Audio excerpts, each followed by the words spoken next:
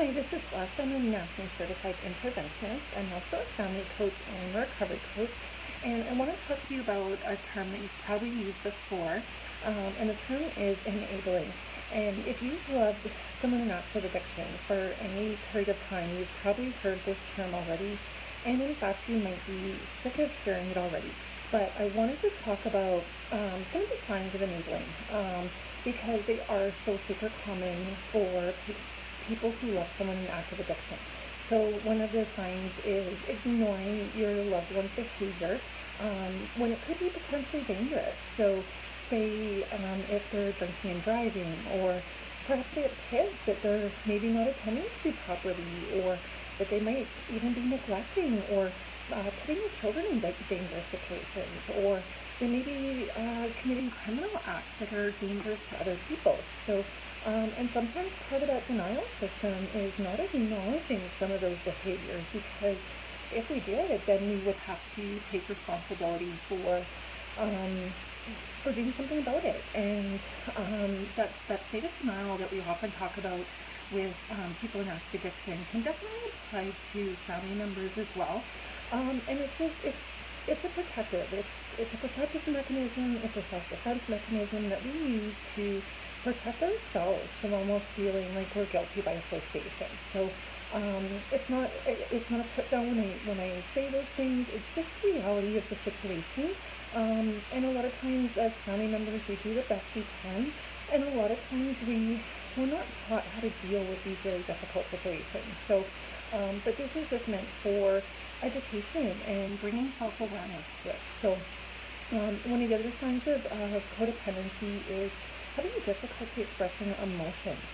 And that comes into play because oftentimes we put other people's needs ahead of our own, and we may even be fearful of expressing our emotions, especially with somebody in active addiction.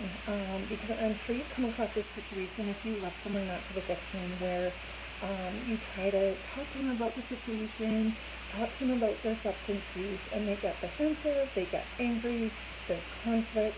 So it might almost be fear of expressing those emotions and how you're feeling because of some of the consequences that can come out. They might give you the silent treatment. They may stop communicating with you. And that can be a very scary place to be if you love someone in active addiction, because then if you're not hearing from them, you don't know how they're doing, you still care about them, you're afraid for their well-being. At least if they're still talking to you, you know if they're safe, you know when they're doing well, you know when they're struggling. One of the other signs is prioritizing the loved one's needs over your own. So this can be waking up in the middle of the night to go rescue them. Maybe they're stranded somewhere, or they've landed themselves in jail or in the hospital, and having to go rescue them from some of the consequences of their behavior. And dropping your own life, dropping your own responsibilities to go care for them. So that's one of the signs as well, acting out of fear. So like I was mentioning earlier, sometimes we're afraid of some of the consequences of, say, talking about our feelings, or even some of the frightening events that can happen. So say if you love someone in active addiction that might be prone to drinking and driving, or committing criminal acts that might hurt somebody, you might start driving them around, or giving them money so that they won't maybe go and rob somebody. So doing those things out of fear that if you don't do them, bad things will happen. So, and that really enables the person, because they're not reaping the consequences of their own behavior. Lying is another common thing that we do to enable someone in active addiction. We might say, oh no, they're not using anymore, they're not drinking anymore. Protecting them, covering them, again, lying to protect them from the consequences of their own behavior. Even blaming other people, right?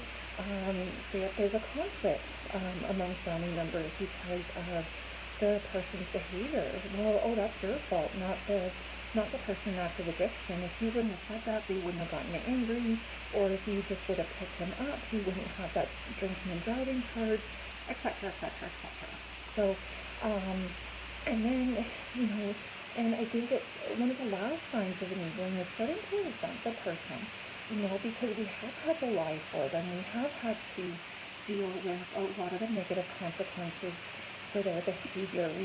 Even though we have a denial system about their behavior, we know deep down what's going on. And the fact that we have been guilty by association and some of the behavior and giving them money or doing things that have caused us to continue can cause us to resent the person in active addiction. So if this is really starting to sound familiar to you and you want to learn ways to get out of this pattern of enabling and codependency, learning how to set boundaries, saying no, and ultimately learning how to help your loved one in active addiction, I'm going to post the information in the caption on how to apply for my family coaching program, and you'll really start to learn some tools on how to stop the pattern of enabling, which is really going to help you live a happier, healthier, more satisfied life. And in the long run, it's going to help you help the person that you love who's struggling with active addiction before the consequences get too bad. So if you go and apply for the family coaching program, I'll look at your application and then we can get on the phone and talk about an individualized program for you. And because every family situation is going to be different. There's going to be different dynamics going on. There's going to be you're going to have different strengths, different areas of improvement. So we're really going to want to tailor the program to you and what you want to work on and what you want to get out of it. So it very much is a customized program for you. So make sure you go fill out that application and then we'll get on the phone and talk about it and get started with your program. I look forward to talking to you and I really look forward to working with you. Thanks for tuning in.